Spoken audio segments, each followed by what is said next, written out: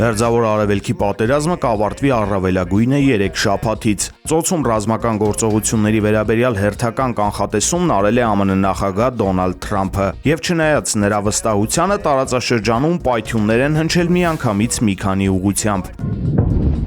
Նախ Իրանի պետական հեռուստատեսությունը հայտնել է Թեհրանի ուղղությամբ հարվածների մասին։ Գրոհի է ենթարկվել նաև Սպահան քաղաքը։ Անօդաչուի հարվածից հետո էլ հրդեհ է բռնկվել զինամթերք տեղափոխող մեքենայում։ Իսրայելական բանակը հայտարարել է, որ չորեքշաբթի ավարտին է հասցրել Թեհրանում Իրանի կառավարական ենթակառուցվածքների դեմ ուղղված հարվածների ալիքը։ Բանդար Աբբաս նավահանգստային քաղաքի Շահիդ Հաղանի առևտրային եւ ուղևորատար նավահանգիստը եւս հարվածի է ենթարկվել։ Բեյրութում էլ իսրայելական հարվածներից հետո առնվազն 7 մարդ է զոհվել, 24-ը վիրավորվել, հայտնում է Լիբանանի ազգային լրատվական գործակալությունը։ Իրանից էլ հրթիռներ են թռչել հակառակ ուղղությամբ։ Թել Ավիվում մի քանի հզոր պայթյուն է որոտացել։ Իրանի զինված ուժերը հրթիռներով եւ անօդաչու թռչող սարքերով հարձակվել է նաեւ Սաուդյան Արաբիայի Էլ Հարջե ամերիկյան ռազմաբազայի վրա։ Քուվեյթի քաղաքացիական ավիացիայի վարչությունն էլ տեղեկացրել է, որ չորեքշաբթի օրը Ծոցի երկրի միջազգային օդանավակայանը ենթարկվել է իրանական անօդաչու թռչող սարքի հարձակման,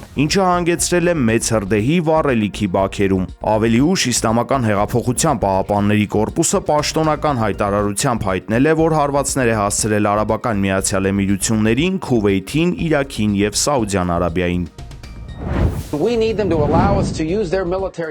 Միացյալ Նահանգները ստիպված կլինի վերանայել, արդյոք ՆԱՏՕ-ն դեռ ծառայում է ԱՄՆ շահերին, թե այն դարձել է միակողմանի փողոց, որտեղ ԱՄՆ-ն պատրաստ է պաշտպանել եվրոպական դաշնակիցներին, բայց նրան մերժվում է մուտքը եվրոպական ռազմաբազաներ։ Fox News-ի հետ զրույցում ասել է նահանգների պետքարտուղար Մարկո Ռուբիոն։ Նա նշել է, որ երկիրը վերանայումը կիրականացնի Մերձավոր Արևելքում պատերազմի ավարտից հետո, իսկ ավարտն ըստ նրա արդեն երևում է։ Պետքարտուղարը նաև նշել է, որ Իրանին տրվել էր խոսելու ամեն հնարավորություն, սակայն նրանք միայն մերժել են կամ ձգձգել, իսկ նախագահ Թրամփը չէր կարող թույլ տալ, որ իր պաշտոնավարման օրոք Իրանը դառնա միջուկային տերություն եւ սպառնա Ամերիկային։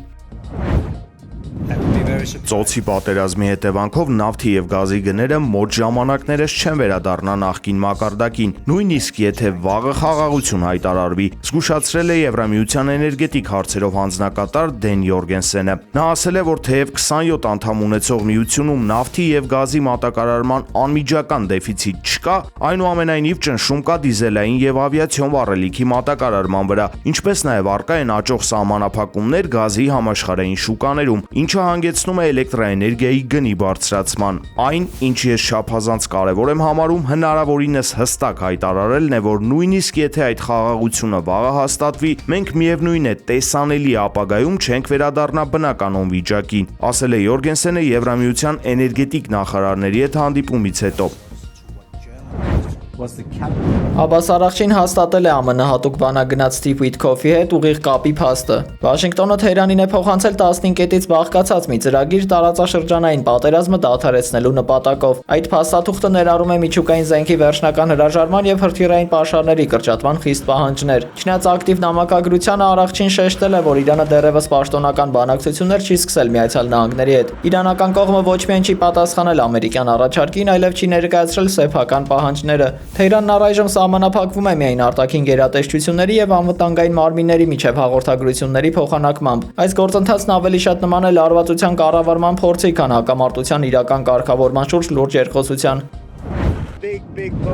Դոնալդ Թրամփը հայտարարել է, որ Վաշինգտոնն այլևս մտադիր չէ միայնակ վերաբացել ռազմավարական նշանակություն ունեցող Հորմուզի նեղուցը։ Սպիտակ տան ղեկավարը խիստ դժգոհություն է հայտնել եվրոպական դաշնակիցներից Իրանի դեմ պատերազմում անբավարար աջակցություն ցուցաբերելու պատճառով։ Նա Միացյալ Թագավորությանը եւ մյուս գործընկերներին հորդորել է ինքնուրույն պայքարել սեփական վառելիքի համար կամ էներգակիրներ գնել Ամերիկայից։ Ֆրանսիան, Իսպանիան եւ Իտալիան նախորդ օրերին մերժել են ամերիկյան ռազմական ինքնաթիռների տարանցման կամ վայրեջքի խնդրանքները։ Պատերազմի նախարար Փիթ Հեքսեթը հաստատել է, որ նեղուցի անվտանգության ապահովումն այլևս Վաշինգտոնի առաջնահերթ նպատակը չէ։ Այսպիսով Միացյալ Նահանգներն իր դաշնակիցներին միայնակ է թողել տնտեսական ծանր հետևանքների եւ համաշխարհային նավթաշրջանառության վերականգնման խնդրի առաջ։ Ղրիմի տարածքում թռիչքի ժամանակ ԱՆ 27 ռազմատրանսպորտային ինքնաթիռ է կործանվել, ինչի հետևանքով զոհվել է անձնակազմի 6 անդամ եւ 23 ուղևոր, հայտնել է Ռուսաստանի պաշտպանության նախարարությունը։ Ինքնաթիռի վրա արտաքին ներգործություն չի եղել, աղետի նախնական պատճառը տեխնիկական անսարքությունն է, նշված է ՊՆ հաղորդագրության մեջ։ Աղետի վայրում աշխատում է Ռուսաստանի պաշտպանության նախարարության հանձնաժողովը։ Ինտերֆաքսի աղբյուրի փոխանցմամբ էլ ԱՆ 27-ի կործանման պատճառը եղել է բախումը ժայռին։ Աֆղանստանում եւ Պակիստանում վերջին 5 օրվա ընթացքում տեղացած հորդարատ անձրևները մասշտաբային ջրհեղեղի եւ սողանքի պատճառ են դարձել։ Բնական աղետի հետևանքով զոհվել է ավելի քան 45 մարդ։ Տասնյակ բնակիչներ ստացել են տարբեր աստիճանի վնասվածքներ։ Մահացության հիմնական պատճառը շենքերի փլուզումը, կայծակնահարությունն է։ Մի շարք մայրուղիներ փակ են։ Օթերվութաբանները նախազգուշացրել են նոր փոթորիկների մասին։